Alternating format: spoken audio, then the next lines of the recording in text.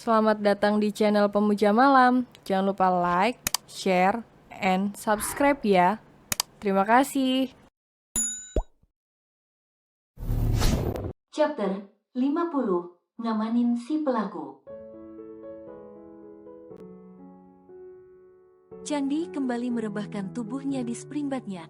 Tangisnya masih menderu-deru di setiap sudut kamar.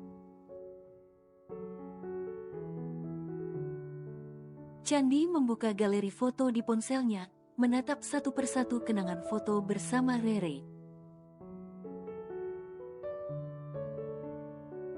Tentang tertawa bersama, bertingkah konyol bersama, dan melewati semua hal bersama.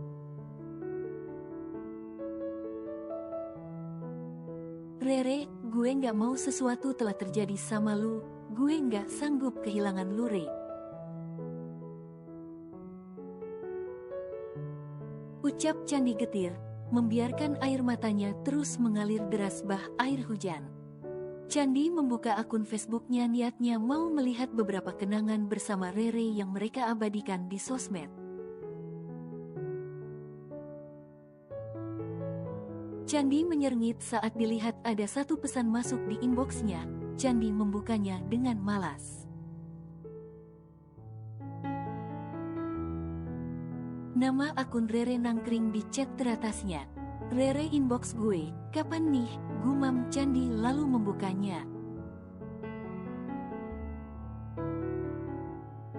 Ken, kalau lu buka inbox gue kasih tahu Devon gue ada di Lahat Palembang, Sumatera Selatan. Nih gue kasih alamatnya ke lu ya, tulis Rere. Candi menutup mulutnya saking histeris. Ya Allah Re, lu masih hidup, lu baik-baik aja. Ya Tuhan makasih, gue hampir putus asa Re, takut gak bisa ketemu lu lagi. Ucap Candi sambil menyeka ingusnya. Gue saking takutnya Re sampai gue lupa kalau gue punya temen yang cerdas hebat dan kuat kayak lu. Candi menutup akun Fabe-nya lalu bergegas menghubungi Devon. Tak selang lama ponsel Devon tersambung.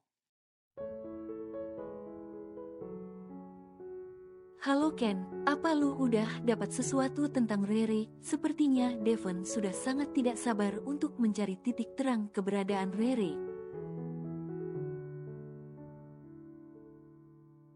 Udah bos, sahut Candi sambil mengatur nafasnya.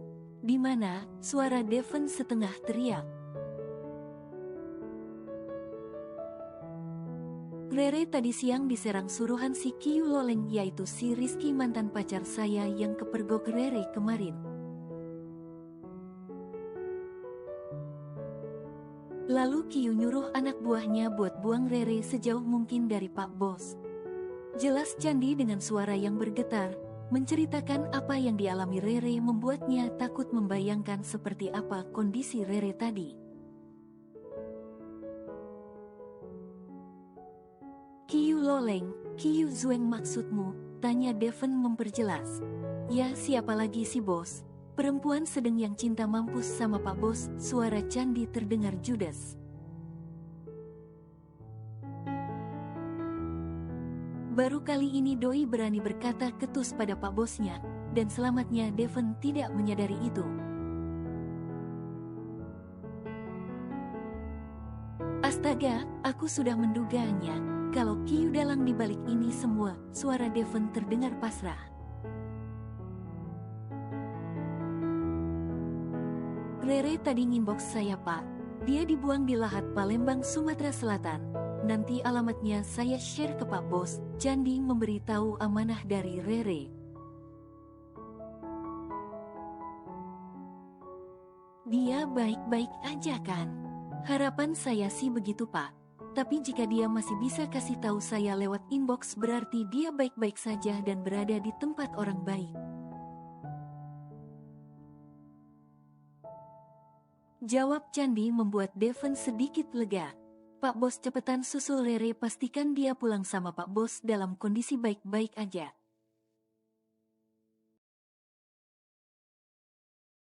Aku mau ketemu dia masih sehat walafiat. Setelah itu baru Pak Bos urus si Kiyu Loleng, hukum dia biar tambah sipit matanya.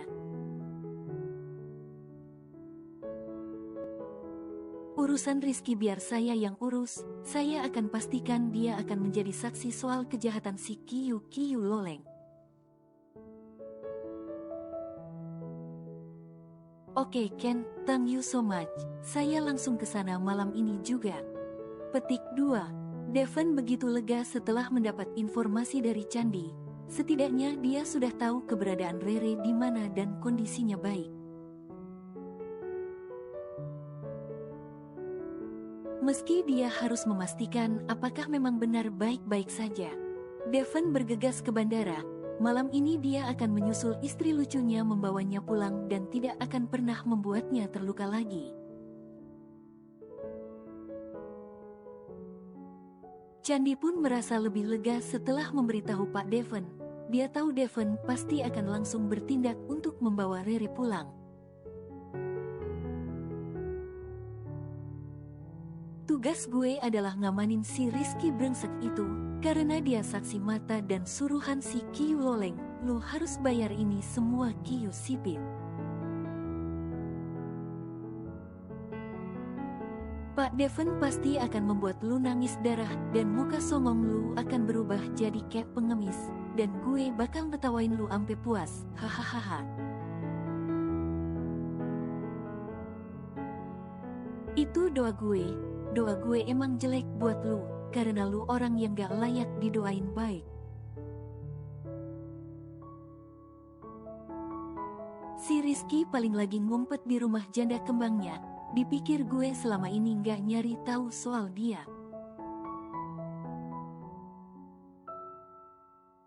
Kemarin gue belum yakin dengan apa yang gue temui, tapi saat Rere memergoki lu langsung.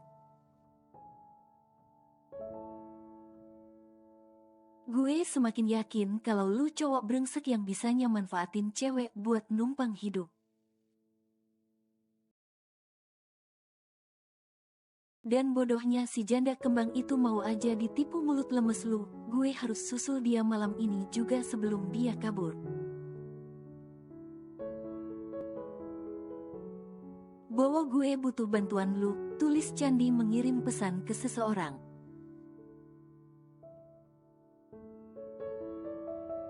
Candi langsung bergegas keluar rumah, memakai sweater kembaran dengan Rere, dan memakai celana gombrang supaya lebih nyaman aja.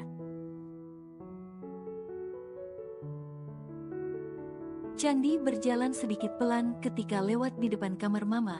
Dia yakin Mama sudah tidur. Untuk itu dia tahu mau mengusik ketenangannya. Jika Mama sampai bangun maka jiwa kekepoan mamak-mamak akan keluar. Dan waktu Candi akan habis hanya dengan menjawab pertanyaan mamanya. Bowo, orang yang dihubunginya tadi sudah standby di halaman rumah Candi. Bowo adalah anak sepupu Mama Candi yang kebetulan jago karate. Dia juga hobi berantem, jadi Candi memanfaatkan dia untuk meringkus Rizky di persembunyiannya.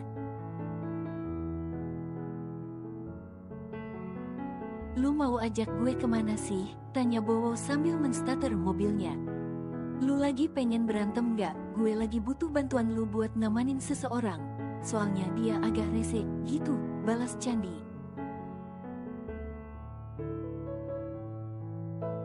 Tumben lu nyuruh gue berantem. Biasanya lu paling ceriwis kalau tahu gue abis pukulin orang. Kan gue udah bilang ini ngamanin orang rese, jadi bermanfaat. Oke deh, hari ini berantem gue bermanfaat ya. Mereka langsung tancap gas menelusuri jalanan kota yang mulai sepi. Pikiran Candi berkecamuk, dia sedang membayangkan bagaimana caranya meringkus Rizky dan apa yang akan dia lakukan selanjutnya. Dia bahkan belum tahu mau dibawa kemana Rizky nanti. Candi teringat dengan Pak Reza, orang itu pasti bisa membantunya kali ini.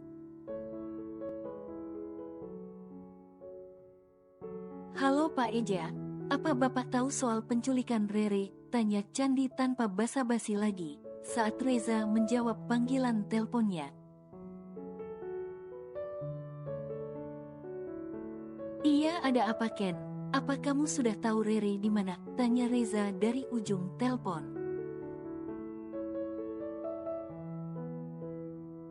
Sudah Pak, dan Pak Bos sudah OTW jemput Rere. Saya telepon Bapak karena saya butuh bantuan Bapak untuk mengamankan pelaku yang disuruh si Kiyu Loleng untuk mencelakai Rere.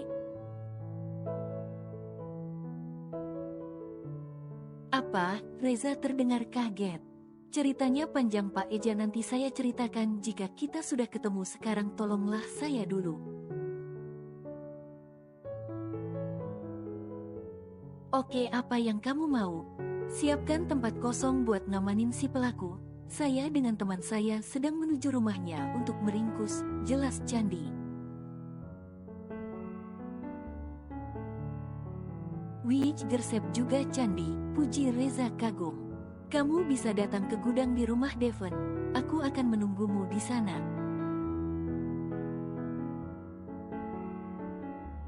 Oke, terima kasih Pak. Candi tersenyum lega. Satu lagi urusan selesai, tinggal meringkus Rizky dan mengamankannya supaya dia bisa menjadi saksi atas tindakan si Kiyu Loleng pada Rere. Sekitar 30 menit jarak yang ditempuh Candi, akhirnya dia sampai di sebuah rumah kontrakan di pinggiran kota. Rumah ini telah diawasinya sejak dia tahu Rizky punya simpanan janda kembang, dan memanfaatkan perempuan itu untuk menopang hidupnya. Laki-laki gak nyarat memang. Wow, nanti gue turun duluan. Lu siap siaga, begitu si cowok di rumah itu keluar langsung lu serang aja. Dia gampang kok, soalnya nggak terlalu pinter bela diri, dia cuman pinter PHP, cewek, titah Candi. Pasti lu salah satu korbannya kan, goda bowo. Berisik lu, tugas lu ringkus dia bukan ke poin gue, rungut Candi sambil turun dari mobil.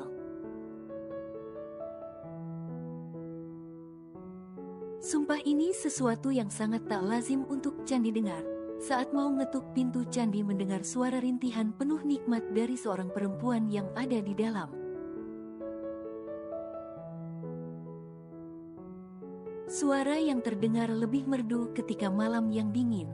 Candi merinding.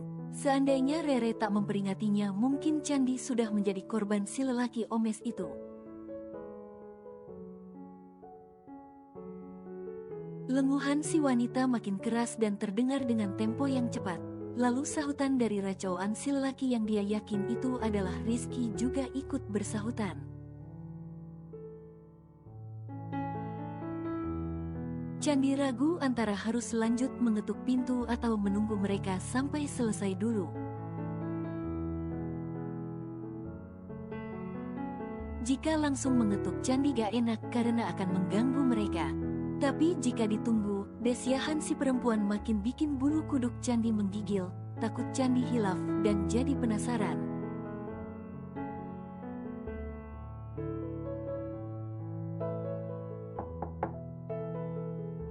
Akhirnya Candi memberanikan diri untuk mengetuk pintu.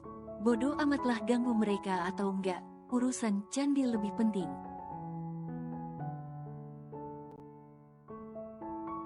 Cukup lama Candi menunggu pintu dibuka, sampai pada akhirnya seorang perempuan yang hanya mengenakan daster transparan berdiri membuka pintu.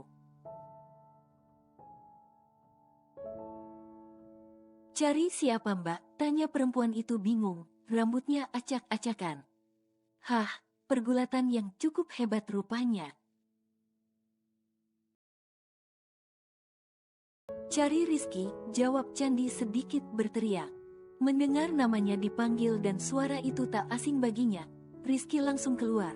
Dia telanjang dada dan hanya memakai boxer. Candi, pekik Rizky kaget. Sorry, aku mengganggu tugas malam kalian. Tapi ada hal penting yang harus kita selesaikan. Candi menarik tangan Rizky keluar. Begitu melihat laki-laki digandeng Candi, Bowo langsung berlari dan langsung memukul Rizky.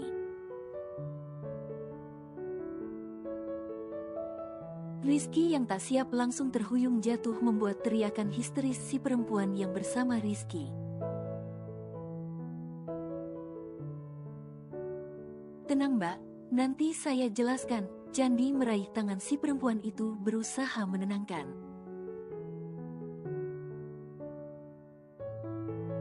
Bogeman-bogeman mentah dari Bowo tak bisa dielak oleh Rizky, dia langsung terkapar dalam kekalahan.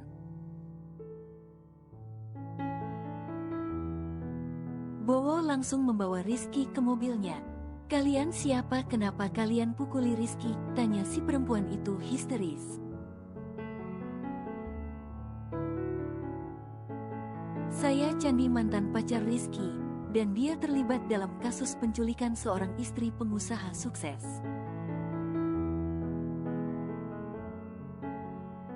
Jadi saya mengamankan dia untuk menjadi saksi dalam penculikan itu, terang Candi pada si perempuan itu. Tenanglah, Rizky akan baik-baik saja. Candi tak mau lagi berbasa-basi dengan perempuan itu.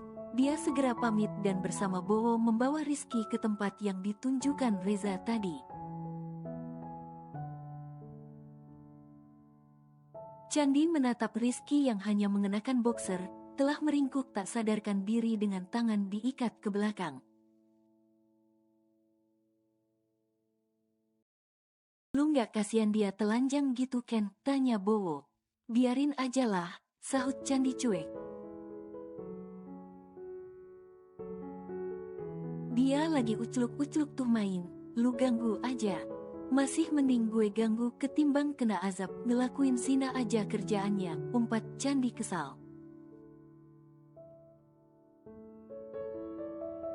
Lu cemburu, tanda tanya petik 2, berisik deh, udah cepet jalan. Bowo hanya senyum-senyum menanggapi kesensian Candi. Tak dipungkiri memang sebenarnya hati Candi masih sakit, apalagi pas mendengar desiahan manja si perempuan tadi karena terlalu menikmati permainan Rizky. Tapi rasa marah, kecewa dan bencinya membuatnya menepis jauh-jauh kecemburuannya itu. Dia telah menaruh rasa di orang yang salah. Candi tiba di gudang yang ditunjukkan Reza sebagai tempat untuk mengamankan Rizky. Gudang itu terletak di sebelah rumah Devon yang megah, hanya dijaga satu satpam.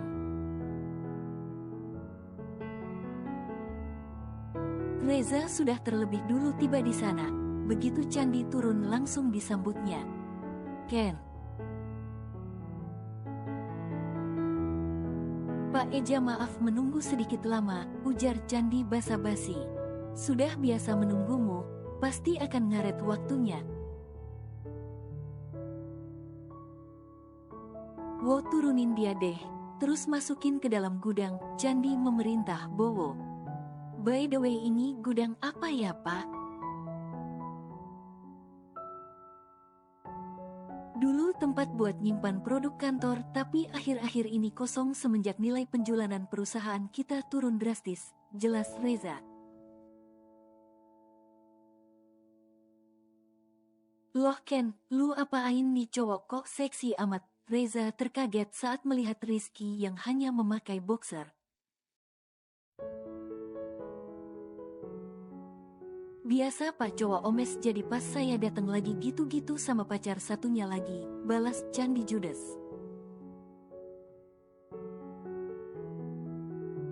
Bowo membawa Rizky yang masih tak sadarkan diri ke dalam gudang, dibantu Pak Satpam.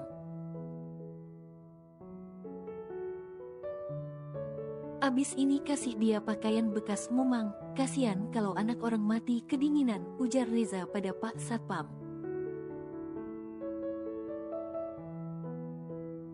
Siap Pak Reza, sahut Satpam antusias. Oh ya Ken, dari mana lu tahu Rere diculik? Reza memulai obrolan dengan Candi.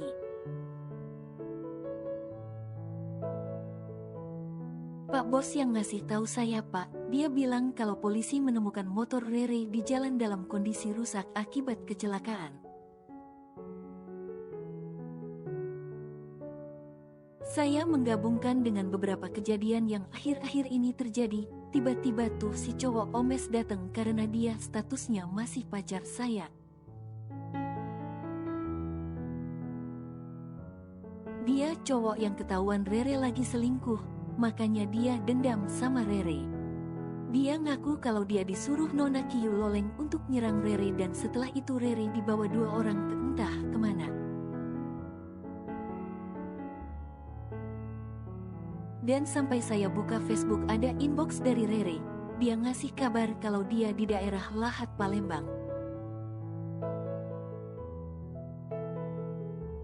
Gue juga heran sih Ken, hal ini kenapa bertepatan banget dengan kondisi perusahaan yang kacau balau. Gue lagi izin cuti aja langsung ditelepon Devon buat pulang, timpal Reza.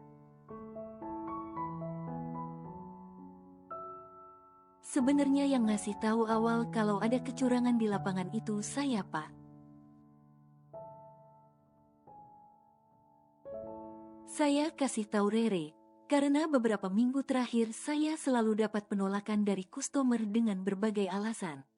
Petik 2. Lalu Rere melakukan observasi lapangan tanpa sepengetahuan Pak Bos karena takut dilarang.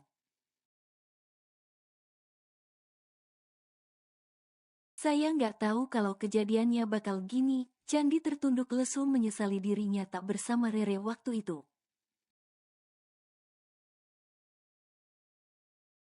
Devon sudah menceritakan itu semua ke gue, bahkan di saat dia sedang panik mencari Rere dia masih sempat cek langsung ke gudang. Mungkin kalau orang yang gak paham dia akan berpikir Devon lebih mementingkan bisnisnya ketimbang Rere. Tapi Devon melakukan itu karena dia sedang mengusut semua yang berkaitan dengan Rere. Dan dengan cekatannya tindakan Devon 2 hal yang bersamaan terjadi bisa ditindaklanjuti dengan cepat. Iya Pak Eja, saya juga udah menyampaikan ke Pak Bos soal keberadaan Rere dan malam ini beliau langsung ke sana. Oh ya Ken, besok gue harus ketemu sama klien dan investor yang memutuskan hubungan kerja secara sepihak. Gue butuh bantuan lu buat selidiki Gino. Gino kepala gudang Pak. Iya betul, itu salah satu kelalaian gue selama ini. Karena Devon terlalu percaya sama dia, gue jadi ikutan. Gue sama sekali nggak pernah ngontrol kinerja dia, dan kemarin Devon mulai curiga. Jadi gue butuh bantuan lu buat sesegera mungkin selesaikan masalah ini, kalau kita telat dikit perusahaan kita bisa kolab. Baik Pak, saya bersedia. Gino kan cowok yang lumayan genit, jadi nggak susah kalau mau deketin dia. Candi menyanggupi. Ken, si cowok lembek ini udah sadar nih teriak-teriak panggil lu. Bowo tiba-tiba nongol dari dalam gudang.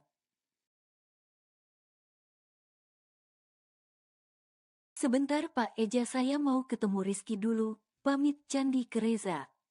Candi mengikuti Bowo masuk ke gudang menemui Rizky. Rizky masih terkulai lemah. Sepertinya Bowo abis memukulinya lagi. Emang ya si Bowo kalau disuruh berantem semangat amat. Rizky juga sudah dipakein kaos oblong milik Pak Satpam. Ken, jangan siksa gue Ken. Gue janji gue bakal berubah bakal setia sama lu. Lirih Rizky memelas. Cek baru aja enak-enak sama janda kembangmu main ngomong mau setia ke gue. Dasar cowok gak ada otak, cibir Candi. Gue janji gue bakal berubah. Janji lu janji palsu aja, sok jadi senjata. Ken, segimanapun kita pernah saling cinta, apa lu tega gue diikat dan dihajar gini? Kayaknya lu nabrak Rere dan nyakitin dia, apa lu gak tega, goblok, Candi geram. Gue disuruh dan dibayar, gue cuman kerja. Sama, gue juga lagi kerja nih, nangkep pelaku yang nabrak istri bos gue, impaskan.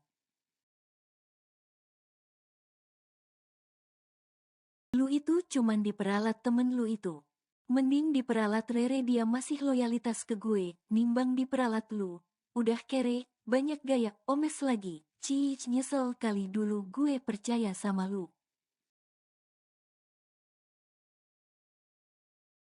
Ken, Candi tak peduli. Dia langsung keluar meninggalkan Rizky. Rizky putus asa, dia tak bisa lagi menghasut Candi dengan ucapan racunnya.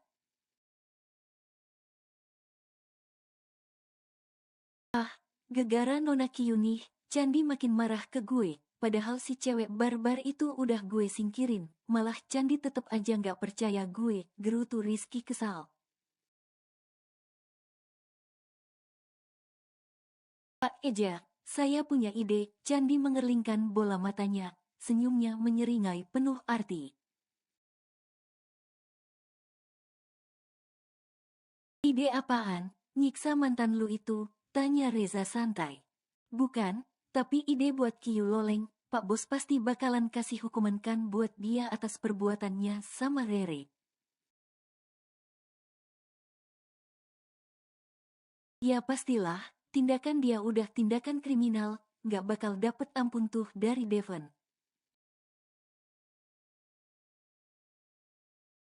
Makanya saya punya ide, Pak Eja baik-baikin dia deh, buat suasana seolah Pak Bos sangat membutuhkan dia. Ide Candi berbinar-binar.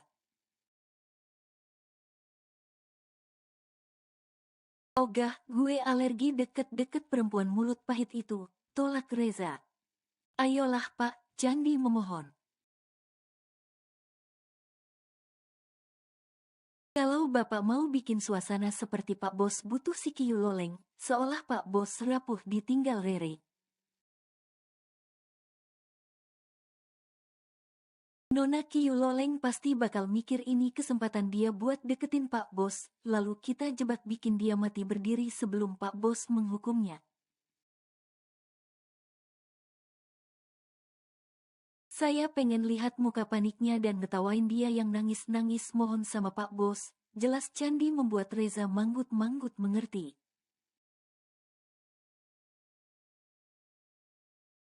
Gimana, setuju? Tanya Candi memperjelas. Boleh deh, Reza menyetujui.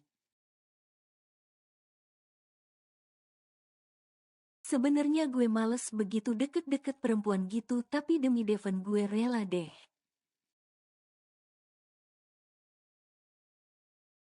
Nah gitu dong, gue juga demi Rere, jadi kita sedang berloyalitas sama sahabat dan bos.